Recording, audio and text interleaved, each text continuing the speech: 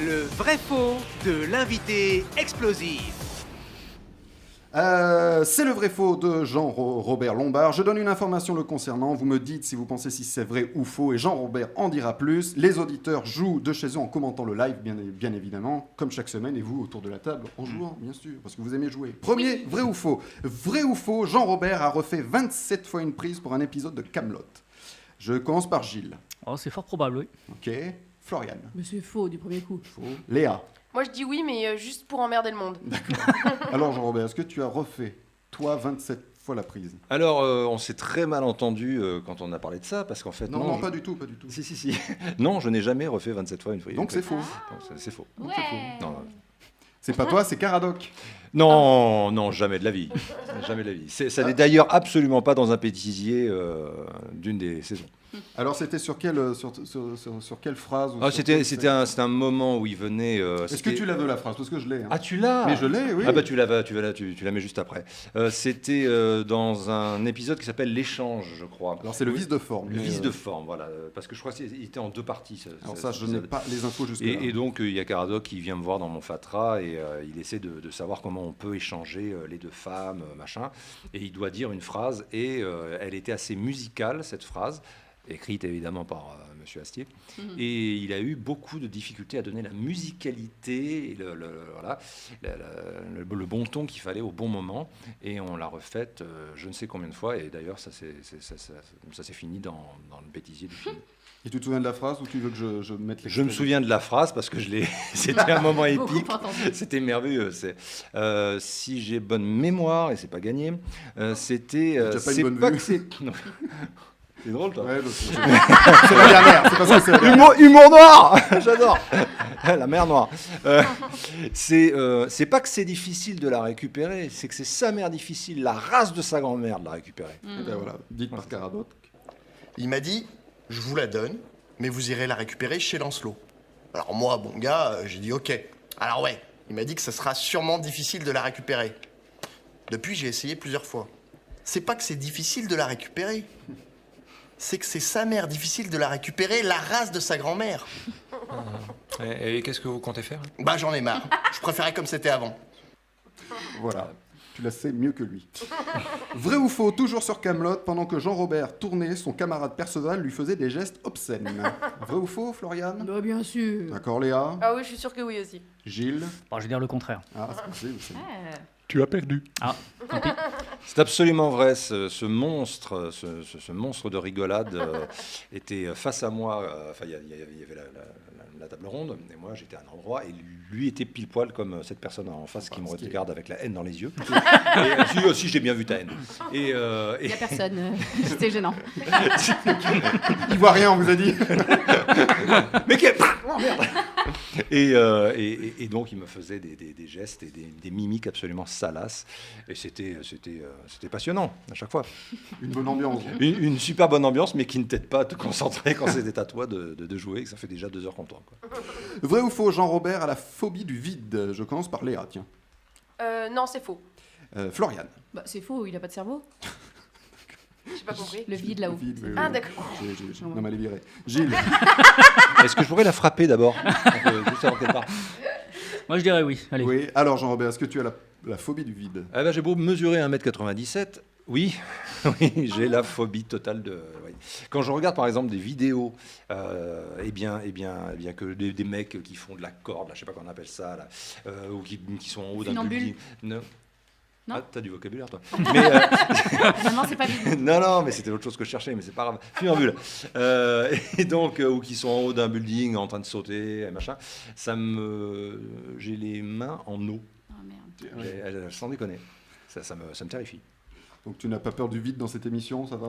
Ah, elle n'est absolument pas vide. Oh, elle merci. est pleine de gens délicieux. Oh, il est gentil. Vrai ou faux, Jean-Robert est un faux cul? Non, je rigole. Oh, magnifique, quel esprit d'escalier. Vrai ou faux?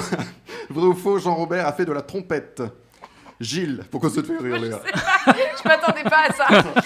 Tu sens la vanne derrière, c'est ça? Bah non, mais même pas en plus. Parce Allez, que moi je dis oui. Oui, allez, Léa. Bah moi aussi, du coup. Ouais. Florian. Pourquoi pas? Et pourquoi pas? Alors, Jean-Robert, Oui, j'ai fait de la trompette. tu as fait de la trompette. Alors, est-ce que tu joues de la trompette? Parce que, une nouvelle exclue, tu as un groupe de jazz. Ouais, je ne suis pas possesseur d'un groupe de jazz. Je joue avec des jazzeux, voilà, et qui sont des mecs merveilleux. Et on a fait un enregistrement récemment en direct live, voilà, qui sortira en septembre, et dont normalement on entendra. On terminera l'émission avec Smile. Avec Smile de Nat King Cole, et voilà. Et c'est toi qui chantes dessus? Et c'est moi que je chante. C'est toi que. Et toc. Et bientôt des concerts, vous allez. On a fait des concerts déjà avant Oui, cette parenthèse internationale que nous avons tous connue, et nous ferons des concerts à nouveau à la rentrée, évidemment. Allez, un petit dernier, vrai ou faux, les filles aimeraient beaucoup voir la trompette du Père Blaise. Oh. Certaines peut-être. Floriane, elle est atterrée. Mais on va où là? C'est vraiment la dernière. Là. Ouais. Est-ce que les filles aiment bien le Père Blaise? Ah, j'ai eu peur.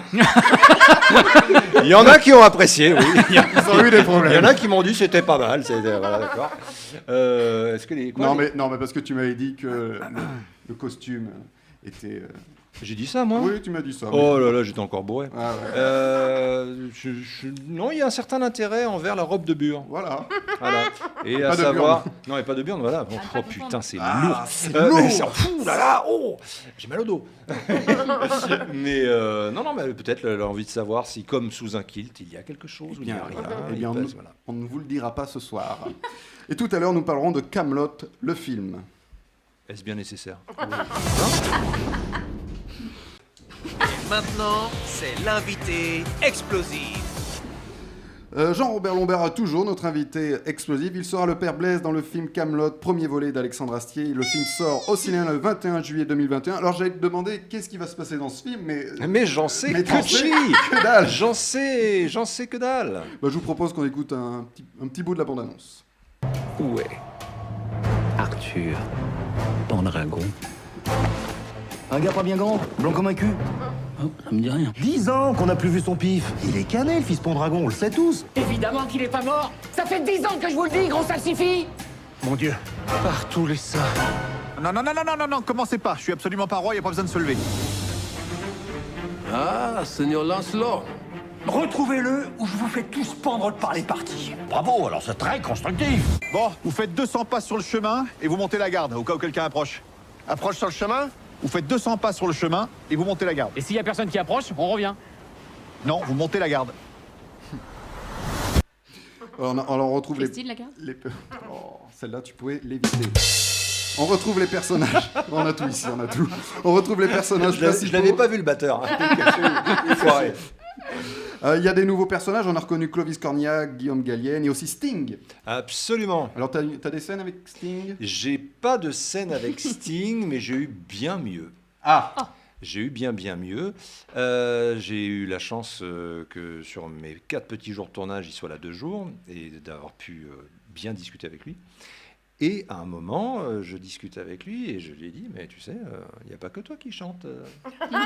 Il me regarde avec un petit sourire, il fait, ah bon, tu chantes aussi? Je fais, ben ouais, mes jazzeux à Paris, on chante. Il fait, tu chantes quoi? Je fais, voilà, un peu de Dean Martin, Nat King Cole, Sinatra, un peu de Queen, et puis il y a une chanson de toi dans mon tour de chant. Il fait, ah bon, c'est laquelle? Et puis je lui dis, c'est The Secret Marriage. Très jolie petite chanson. Il me dit, ah oui, elle était très, très sympa. Et puis il y avait son agent qui était là avec lui, et je les regarde tous les deux, je leur dis, tu voudrais bien un moment que ton agent, il nous filme avec mon téléphone et on la chante tous les deux, on fait une petite vidéo. Ils se sont regardés, ils ont souri, il m'a dit, bon, on termine la journée, tu viens dans ma loge. Ouais. Waouh. Ça, c'est classe. Trop Et classe. je l'ai sucé. Et on a fait cette vidéo qui pour moi, je suis un enfant de 8 ans et c'est la veille de Noël. C'est un cadeau formidable de la vie, quoi. Alors, on a parlé de 3 volets du film Kaamelott. Alors, est-ce que c'est vrai? C'était des rumeurs? Est-ce que tu sauras dans les prochains, si il y a les prochains volets? Mais de toute façon, c'est un triptyque. Ok. Non, mais il y a 3 films. J'essaie d'avoir des Et du coup, est-ce qu'ils ont été tournés en même temps? Non, Genre, non. on le sait pas et vous l'avez fait quand même ou... Allez, vas-y, balance. Non. Réponds. Non, tu m'as pas assez donné de fric pour dire ça. Mais non. Le premier a été tourné donc en 2019, printemps 2019. Et ensuite, la suite se fera après, quoi. Ok. Alors Léa l'a vu en exclusivité. Léa, Quelle chance! Tu peux en dire quelques mots? Allez. Ouais, j'ai trouvé ça hyper chouette. Alors, je me suis remis du coup dans la fin de Kaamelott, parce que moi je connais surtout les premières saisons. Je me suis remise la semaine dernière dans la fin de Kaamelott pour histoire de comprendre. Finalement, c'est hyper accessible, même à ceux qui se souviennent plus de la fin. Donc ça, c'est vraiment agréable. Et comme d'habitude, moi j'adore Alexandre Astier. Je trouve ça extrêmement bien écrit. Pour moi, c'est sa qualité principale. Enfin voilà, il a vraiment un truc sur le dialogue, quoi. Et du coup, voilà, j'en ai eu pour mon argent, même si j'ai pas payé. Non, c'est un super film. Je peux pas vraiment en dire plus parce que j'ai pas le droit. Mais par contre, clairement, je pense que ça va faire de l'entrée. Ça va marcher. Ça va être. Je pense que les fans vont être ravis. Je pense que ceux qui découvrent vont vouloir se manger la série juste après. Enfin, c'est cool, quoi. Alors, comment t'es arrivé sur la série Kaamelott? En couchant. Ah oui. Comme tout le monde, on en parlait tout à l'heure de ces petites choses. Tous c'est les hasards de la vie qui n'en sont pas, paraît-il. J'ai fait une partie de mes études d'art dramatique à Lyon, à l'ENSAT. Et au sortir de mes 3 ans d'études là-bas, c'était en 2000-2001, il y a un copain qui me dit, tiens, il y a un Shakespeare qui se monte, Timon d'Athènes. C'est pas payé, mais on joue 2 semaines en septembre à la rentrée, c'était en 2001. Et donc, en fait, quasiment tout le casting de Kaamelott était dans cette pièce. Ah, cool. Et c'était Caradoc, entre guillemets, Jean-Christophe Ambert qui mettait en scène. Alexandre, lui, faisait la musique du spectacle et avait un rôle. Et moi, j'avais un rôle dedans. Et à la fin des représentations, il est venu me voir, il m'a dit tiens, je prépare un court-métrage sur les Chevaliers de la Table Ronde, est-ce que ça t'intéresserait? Je lui ai dit oui, pourquoi pas. Moi, je me voyais déjà avec une épée en train de défoncer du connard. Et puis, il m'a rappelé 6 mois après en me disant non, il n'y a plus de Chevaliers, ça s'est déjà distribué. Il y a soit t'as le choix entre le cuisinier et le curton. Bon, j'ai commencé à débander et puis finalement, j'ai dit allez, voilà, je prends le curton sans, enfin, je veux dire, le rôle du curton. Voilà, et donc voilà. Et c'est parti comme ça. Et c'est parti comme ça, et donc on a fait Dies Irae, qui est le court-métrage de base, qui était vraiment, chacun a fait ça gratos, enfin c'était vraiment à la one again. Et ce que tu viens de dire, c'est exactement ce que j'ai pensé. Dès le début de ce court-métrage, une fois qu'il a été fait, j'ai su qu'il y avait quelqu'un.